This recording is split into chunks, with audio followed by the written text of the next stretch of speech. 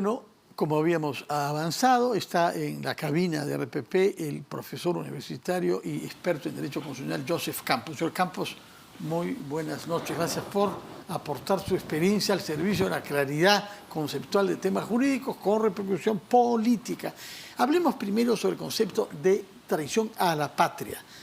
¿Qué define este delito que es en efecto gravísimo y que es uno de los 4 criterios afirmados en el artículo 117 que permiten acusar al presidente de la República? Y eso está clarísimo, que la Constitución dice que en caso de traición a la patria puede ser acusado y en consecuencia inhabilitado el jefe de Estado. ¿Pero en qué consiste? Bueno, es precisamente un delito de una lesividad absoluta. Primero quiero comenzar diciendo que yo no hubiera querido que este presidente salga electo, que no se mantenga y que se vaya, eso por delante, ¿no? Pero creo que la intensidad del delito, que es el único que justifica la posibilidad de quitarle la vida a alguien, está por fuera, absolutamente lejano de lo que podemos en este momento establecer como inconducta del presidente de la República, ¿no? O sea, yo creo que el presidente de la República pueden haberlo llevado al juicio político por hace mucho tiempo y por otras cosas. Y es más, quizás la denuncia de la fiscal de la Nación podría provocar una interpretación constitucional más seria. Sobre el 117. Sobre el 117. Pero eso supone retocar un poco, forzar un poco el 117. Pero no es límpido, porque el 117 define 4 causales, entre ellas traición a la patria, pero no corrupción, porque nadie quería combatir contra la corrupción cuando se promulgó esta Constitución, probablemente. Y este era un artículo del siglo XIX, ¿no? O sea, otros problemas de otros momentos. Entonces, pero sin embargo, uno podría instalar en el Congreso de la República una reflexión sobre lo que quiere el 117 cuando establece esa inmunidad reforzada del presidente de la República. Sí. Pero eso está con una interpretación que podría ser más razonable que de aquello que está soportando esta denuncia, que además puede provocar una percepción que está en consonancia con lo que creo que quiere el gobierno, ¿no? Victimizar, establecer una situación absurda para efecto de buscar una salida por el costado a través de lo que acabo de escuchar del congresista, ¿no? Que la Constitución se reduce a votos y que eventualmente la representación política puede decidir en su lectura qué es lo que quiere ese artículo cuando proscribe o permite la persecución del delito a través de la traición a la patria. No, el derecho no se construye solamente con los votos. Precisamente la Constitución nos obliga a tener una lectura jurídica y política de lo que se quiere a través del 117, que es proteger la gobernabilidad, y eso evidentemente involucra que la lectura de ese tipo delictivo tenga que ser no solamente razonable, sino proporcional.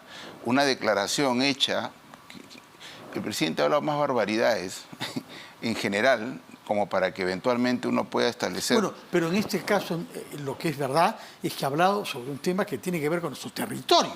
Sí, que tiene que ver con su territorio. O sea, seguramente que hablan muchas cosas sí, inexactas, sino desafortunadas, por ser suave, sobre otras materias. Pero sobre tema territorial, bueno, es la primera vez, o la única que yo sepa, y es por eso que le están formulando esta denuncia. Y ¿no? por eso es que es mejor de repente verificar y revisar lo que se quiere respecto al juicio político, porque el día de hoy la subcomisión ha aprobado dos situaciones. Sí. El juicio político por violaciones a la Constitución, donde está la mala invocación del referéndum para darle una salida al mar a Bolivia, sí.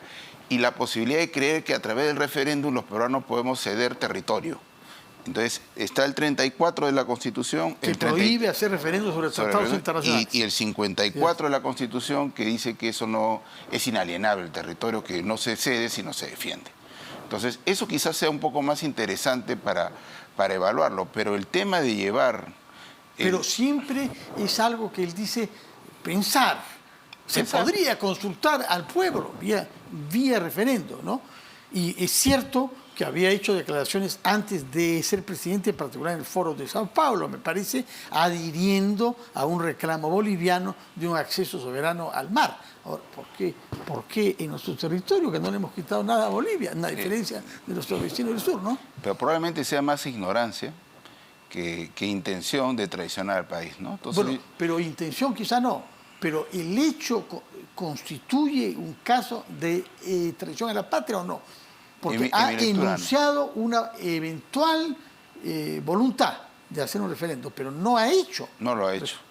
No hay una comisión del delito. Esa es mi lectura, con cargo a que yo he escuchado a los penalistas con más precisión de establecer cuáles son los elementos del tipo, lo que exige para cometer la traición a la patria, y ciertamente creo que no estoy de acuerdo. Yo creo que se está forzando. Lo que dicen quienes defienden esta versión, no lo ha dicho el señor Cavero, pero solamente que lo piensa también, es que las palabras del jefe de Estado en el derecho internacional tiene un carácter vinculante. Y se citan algunos antecedentes. La guerra en Burkina Faso-Mali y los ensayos nucleares en Mururoa objetados por Australia. Podemos discutir sobre si de verdad esos antecedentes han asentado jurisprudencia, pero han citado esos antecedentes para sostener que lo que declara que la opinión vertida por el presidente de la República en virtud de su definición como personificación de la nación tienen un carácter vinculante.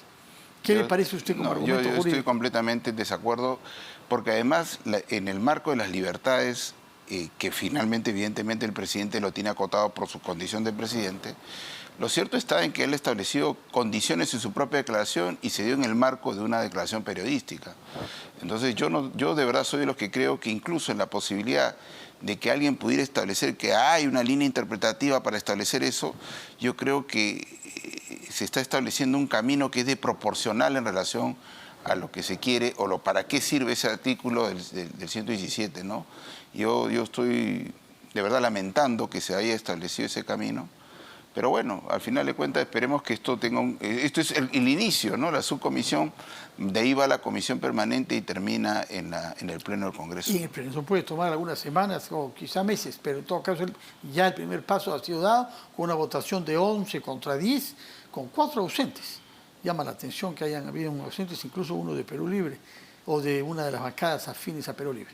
En todo caso nos ha dado su punto de vista, no queda convencido con esta tesis de que lo que declare el presidente en todas circunstancias tiene un carácter vinculante, eso no lo convence, y tampoco le parece que sea asimilable al delito de traición a la patria una declaración de intención.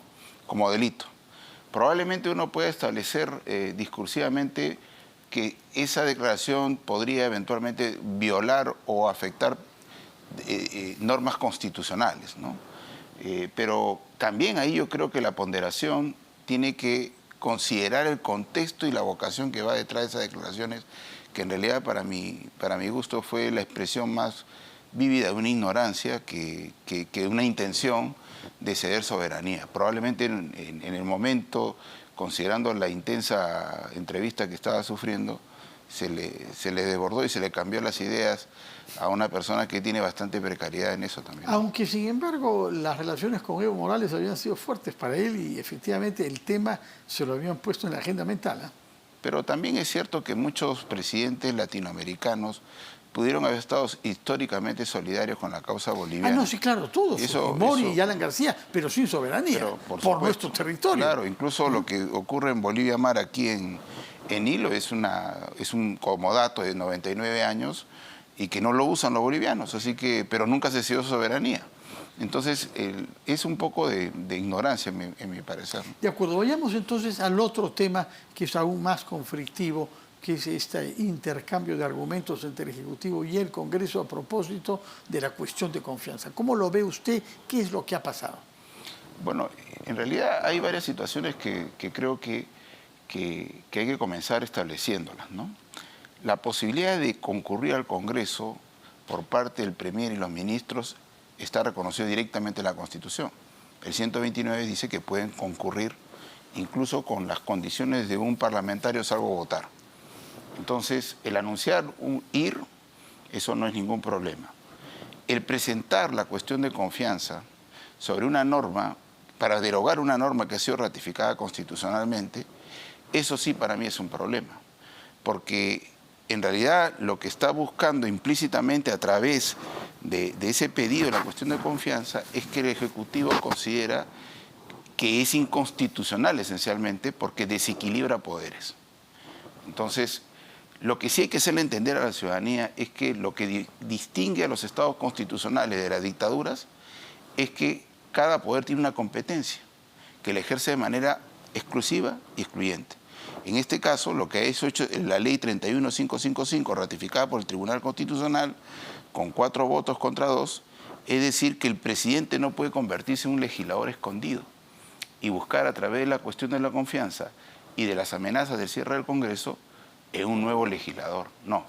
Quien hace la ley es el Congreso autónoma y libremente. Y tú podrás poner un proyecto de ley, pero si tú quieres obtener una ley, tienes que hacer política. Y aquí la forma como se están generando las condiciones para legislar, ¿no?, en esta tensión es a través de la pistola que supone la cuestión de confianza. Entonces yo estoy de acuerdo con la ley que ha solucionado ese problema. Le he dicho, ¿sabes qué? Para hacer ley, para hacer reformas constitucionales, es el Congreso.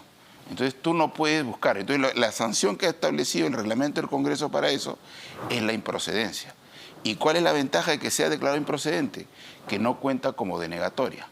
Entonces, como no es denegatoria, no puede servir como una de las veces para cerrar el Congreso de la República.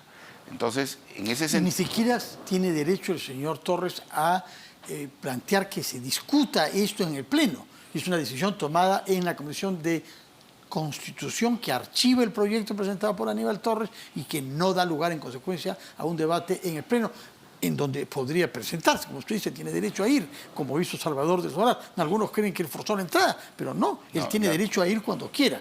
Lo que pasa es que aprovechó para plantear la cuestión de confianza. Entonces, hoy día ocurrió 2 cosas interesantes.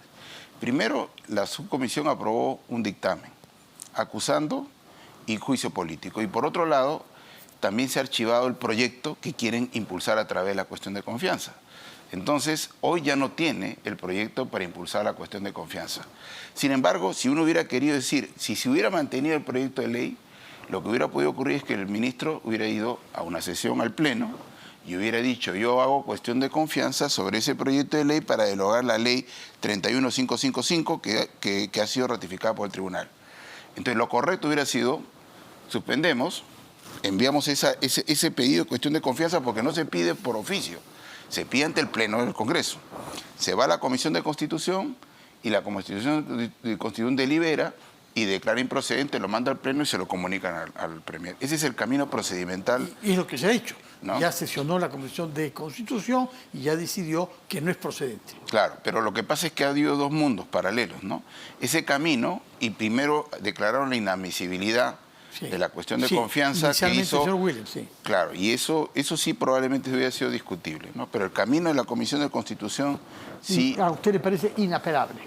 Claro, porque está previsto, mientras que la ley está vigente. Si existe una posibilidad de cambiar esa voluntad, tendrá que hacer con lo que se hacen las cosas en el Congreso, con política, ¿no? O sea, si ya está ratificada constitucionalmente, si se entiende que no afecta el equilibrio de los poderes por el Tribunal Constitucional, entonces, ¿cómo es que yo puedo desde fuera decir es inconstitucional lo que ha sido declarado constitucional? Entonces, deróguela, obliga a derogar. Eso tampoco es así, porque lo que puede hacer la cuestión de confianza es poner prioridad, discutir, aprobar o desaprobar. Sobre política general, sobre política general, claro, no sobre un tema de este tipo. No sobre este tipo. Pero incluso, imaginemos la hipótesis sin ley, lo único que alcanza el pedido del Ejecutivo es a que se discuta. Y el producto de la discusión puede ser aprobar, pero también desaprobar. Forma parte de las posibilidades políticas. Entonces, lo que no puede ocurrir era, yo me acuerdo cuando Salvador decía, yo voy a esperar a ver cómo discuten y sobre lo que discuten veo que, si insisto, con la cuestión de confianza. O sea, su cuestión de confianza era diferida y solamente siempre que le aprobaban la ley. Eso también es absurdo. O sea, lo único que tú puedes pedirle al Congreso... Pero fue validada. La actitud de Salvador del Solar fue validada por el Tribunal Constitucional meses más tarde. Lo que validó el tribunal, y creo que equivocadamente, es la posibilidad de la interpretación fáctica de la denegatoria. Y yo siempre creo que ahí hay un problema porque la interpretación fáctica puede ser de Fernando Carvalho, de Joseph Campos, de cualquier persona, pero cuando existen colectivos, los colectivos tienen derecho a expresarse. Y lo que hizo en ese momento el Ejecutivo es dar que como seguía el proceso de selección que pudo haber ocurrido jueces constitucionales, sin ningún tipo de selección, porque pudo haber ocurrido que ninguno de los magistrados puede haber sido elegido, o hubiera sido elegido uno o dos. Pero lo que Salvador del Solar solicitó es que se interrumpiera el proceso de elección de los jueces constitucionales. Pero... Y no se interrumpió. Y la prueba es que se eligió según uno. esta ley, por ejemplo, también sería un tema que se debería mandar a la improcedencia. Porque la elección de magistrado del Tribunal Constitucional, siempre que exista plazo vencido, eso es competencia exclusiva del Congreso. O sea, en realidad creo que hay una nebulosa que el propio tribunal ha corregido cuando declaró constitucional esta ley. Porque siendo coherente, ese pedido de Salvador de Solar en este momento tampoco hubiera podido proceder. Lo que la ley ratificada por el TC establece son los términos en que se puede plantear la cuestión de confianza y explicita que no puede haber cuestión de confianza sobre la conocida política general y en particular sobre reformas constitucionales. Claro, o sea, lo que le he puesto es un límite. O sea, que sobre esto no puede, sobre las leyes, las reformas constitucionales, ¿no? Porque evidentemente lo que era absurdo, porque además esta ley se quiere derogar para impulsar una reforma constitucional. En buena cuenta quiere abrir el camino para poder impulsar a través de cuestiones de confianza las reformas constitucionales. Si no me apruebas la reforma, si no hubiera esta ley, 1. No me apruebas la reforma, 2, y te cierro el Congreso. Eso es absurdo. En realidad creo que en los sistemas, estos mixtos que han creído que se puede meter todo, en realidad, por ejemplo, cuando uno va a los Estados Unidos, en los Estados Unidos el presidente no puede cerrar el Congreso, ni el Congreso puede votar al presidente salvo los impeachment. ¿Por qué? Porque ambos son elegidos por el pueblo de manera autónoma, diferente, en diferentes elecciones, a diferentes de los sistemas parlamentarios. Entonces acá también debería haber, si voy a creer que uno puede cerrar al otro, tendría que leerse de una manera restrictiva, pero no permitiéndole que el Ejecutivo impulse una reforma, una ley, y si no me la apruebas te cierro.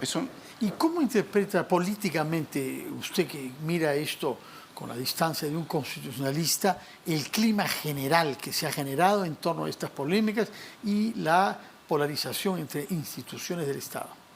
Lo que pasa es que esto, ¿por qué soy tan enfático en este tema de sacarlo al señor Castillo o invitarlo a la renuncia conforme a la Constitución?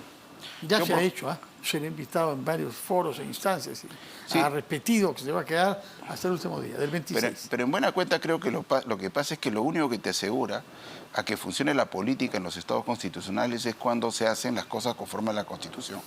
Y yo creo que lo que hemos activado son dos situaciones que probablemente por la simpatía o la antipatía fueron legitimados. La vacancia por incapacidad moral y los cierres del Congreso en las circunstancias que se cerró.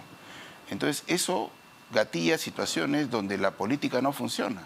Automáticamente vamos del sonso a la pistola, ¿no? Porque ciertamente no encontramos vasos comunicantes. La pobreza institucional del país en lo político hace que la representación política sea materialmente igual o peor que el propio presidente Castillo. Entonces no dialogan, no hacen consenso, no forman espacios de deliberación y finalmente creo que lo que estamos viviendo más bien alimenta los discursos autoritarios, porque probablemente hoy haya la tentación de sacarlo como se quiere del poder al presidente Castillo. Pero ¿qué va a ocurrir en el futuro? Eso va a sentir como un antecedente para cualquier cosa. Si es que hubiera posibilidad de que en el futuro hubiera antecedentes y no se empoderen propuestas totalitarias y fascistas como la que en mi gusto encarna el señor Antauro Humala, que parece que hubiera leído el manual de Hitler y su desarrollo del movimiento fascista en Alemania. Mi lucha, sí. ¿No? Mi lucha, tiene su Putsch, tiene su Kahlport, ¿no? Tiene todas sus fuerzas de lucha y un discurso misógino, autoritario, racista, que finalmente vemos que en algunos lugares del país... ¿no? Xenófobo. No, xenófobo. Entonces todo eso va recorriendo el país.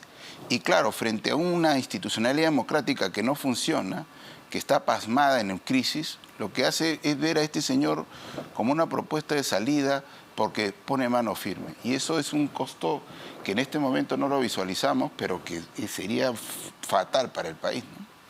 Señor Campos, muchas gracias por sus análisis y por la conclusión política general que nos ha hecho, una especie de advertencia que estamos viviendo, en algún momento dijo usted, como si fuéramos en la República de Weimar, que es el periodo que antecedió a la llegada de Hitler al poder.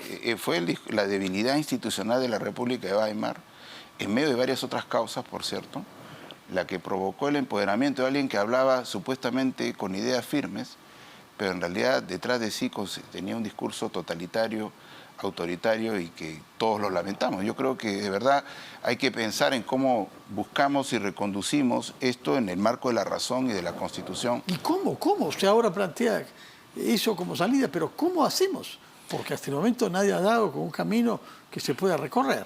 Yo, por ejemplo, lo he comentado con Carlos, que quiero solamente decirlo porque lo he insistido más de una vez. Si tenemos, por ejemplo, una violación confirmada jurisdiccionalmente, por ejemplo, tenemos el caso de Soria, ¿no? El caso de Soria. Por ejemplo, eso ya no es interpretación, sí, ¿no? Y hay un juez constitucional que ha declarado que eso es una violación a la Constitución, que votó a quien lo denunció. Ese era un punto sólido, ¿no? Y no la traición a la patria, según usted. Por ejemplo, es un juicio político que va de camino sin ningún tipo de discusión. Es lo que dijo el defensor del pueblo en su momento, ¿eh? Y que ahora, por ejemplo, miren cómo es, ha desarrollado un precedente importante para la justicia cuando ha entrado a las acciones de tutela que ha planteado el Ejecutivo para tratar de evitar. Y hoy, han sido rechazadas. Mire, no ha habido ninguna actuación de la Procuraduría General del Estado desde que salió Soria hasta esta semana, donde ya participó con éxito en las acciones de tutela. Lo que vamos viendo es un tema donde si existe voluntad política y se usa correctamente la Constitución, creo que podría ocurrir. Bueno, señor Campos, muchas gracias por darnos su punto de vista sobre dos temas y sobre una visión general también, con un énfasis puesto en la infracción constitucional que significaría haber retirado sin argumentos y tal como la justicia lo ha establecido al procurador general, que ha sido restablecido efectivamente por la justicia. Muchas gracias y muy buenas noches. Vamos a ir a una pausa y retomamos las cosas como son.